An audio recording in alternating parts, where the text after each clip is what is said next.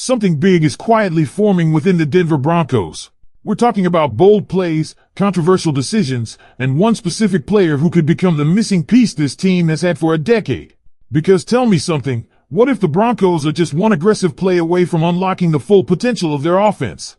What if the front office is preparing to take a risk most teams wouldn't dare take, just to secure a future superstar? And believe me, what's being discussed behind the scenes right now will divide the fans. Before I reveal everything, do this right now. Like this post if you truly believe this team is heading in the right direction.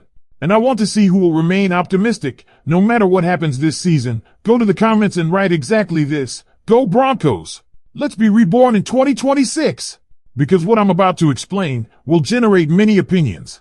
Right now, the Broncos draft capital includes picks 62, 108, 111, 170, 246, 256, and 257. But here's the key detail. This front office, led by George Paton, has already made it clear, nothing is locked. Trades are very much on the table. And in this scenario, things get aggressive early. We're talking about a move up from pick 62 to pick 49 and a deal with the Minnesota Vikings, packaging pick 108 to make it happen. That tells you everything. You don't make that move unless you believe there's a difference maker waiting. And that player is Eli Stowers. This is where things get really interesting. Stowers is being viewed as a perfect replacement for Evan Engram, but even more than that, he's being projected as a future elite tight end in this league. There are comparisons flying around. Some see flashes of Mike Evans, others point toward Trey McBride. Either way, the upside is undeniable.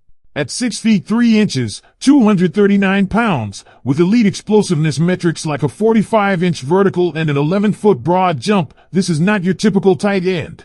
This is a mismatch weapon. And here's the part that should really excite you. His 1.59 second 10-yard split puts him in the same conversation as wide receivers like George Pickens. That kind of burst changes how defenses line up. And imagine this for a second. This becomes the primary tight end for Bo Nix. Think about what that could unlock in this offense. For years, Broncos fans have been asking for a true franchise tight end. Every time it felt like they had one, it didn't quite materialize. This move is clearly aimed at ending that cycle once and for all. Now, let's talk about the controversial part, because this mock doesn't stop there. There's another trade, and this one is going to divide the fan base. The Tampa Bay Buccaneers receive Riley Moss, and in return, the Broncos get pick 77. That's right, moving a player to jump back into the third round. This isn't just about draft picks, it's about reshaping depth and future flexibility. And with the emergence of players like Jaquan McMillian and the possibility of Jaden Barron transitioning roles, Moss could become expendable in the right scenario. At pick 77, the selection is Chris Mullen, a defensive lineman with intriguing upside. He's not being brought in as an immediate starter, but rather as a rotational piece behind DJ Jones. And when you look at his profile, low missed tackle rate, 6 sacks in 2025, over 1,500 career snaps, long arms, strong physical traits, you start to see the vision. This is a player who fits the Broncos' defensive identity. He can stop the run, he can pressure the quarterback, and most importantly, he adds depth in the trenches, which is critical for sustained success over a full season. He's not a finished product, but the tools are there. And in the right system, that matters. And here's where things continue to get even more strategic for the Denver Broncos, because after those aggressive early moves, the focus clearly shifts toward building depth, versatility, and long-term upside across multiple positions. Heading into the fourth round at pick 111, the Broncos go with Bryce Bircher, a linebacker out of Oregon who might quietly become one of the most fascinating selections in this entire class. This is not your traditional prospect. He comes in with a unique background as a former baseball player, which translates directly into his fluid movement, hip flexibility, and ability to change direction. That kind of athletic crossover is something defensive coordinators love, especially in today's NFL where linebackers are constantly tested in coverage. And speaking of coverage, his production speaks loudly. He posted PFF grades of 83 in run defense, 84 in coverage, and 84 as a pass rusher. That's consistency across the board. Add to that 136 tackles, 7 pass breakups, and 2 forced fumbles, and you're looking at a player who impacts the game in multiple ways. Even more impressive, opposing quarterbacks had just a 74.7 rating when targeting his coverage area. Now imagine plugging that into a system led by Vance Joseph. This is exactly the type of linebacker who can develop over time, contribute immediately on special teams, and potentially evolve into a full-time starter by year 2. He may be slightly undersized, but the instincts, athleticism, and production are all there. Then we move into the 5th round, and this is where the Broncos address another critical need, running back depth. The selection here is Caleb Black from Indiana, a player who has already drawn interest from multiple teams and even had a top 30 visit with Denver. This is not a flashy pick, and that's important to understand. He's not being projected as a franchise back, but rather as a reliable RB2 who can be part of a committee. And honestly, that fits the modern NFL perfectly. Black rushed for over 1,000 yards on 186 carries, averaging more than 5.5 yards per carry, and scored 10 total touchdowns.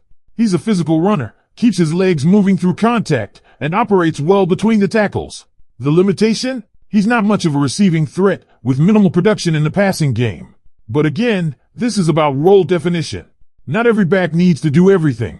And here's the key takeaway. The Broncos cannot afford to leave this draft without adding to the running back room. Even if preferred options don't fall their way, they have to adapt to how the board unfolds. That's exactly what this pick represents, flexibility and awareness of positional value. Now as we get into the final rounds, the Broncos continue to stack depth with a trio of late selections. Cole Wisniewski, a safety out of Texas Tech, brings additional competition to the secondary. Ethan Kaliakmanis, a quarterback from Rutgers, adds developmental depth behind Bo Nix. And then there's Josh Giske, an offensive guard with ties to Illinois, a program that has quietly produced solid linemen in recent years. These are the types of picks that don't generate headlines today but can quietly turn into valuable contributors down the line, especially when you already have a roster that returned approximately 95% of its core. That continuity matters. It means this draft doesn't need to be about immediate stars, it's about strategic additions and future starters. And when you zoom out and look at the full picture, you see a clear plan forming.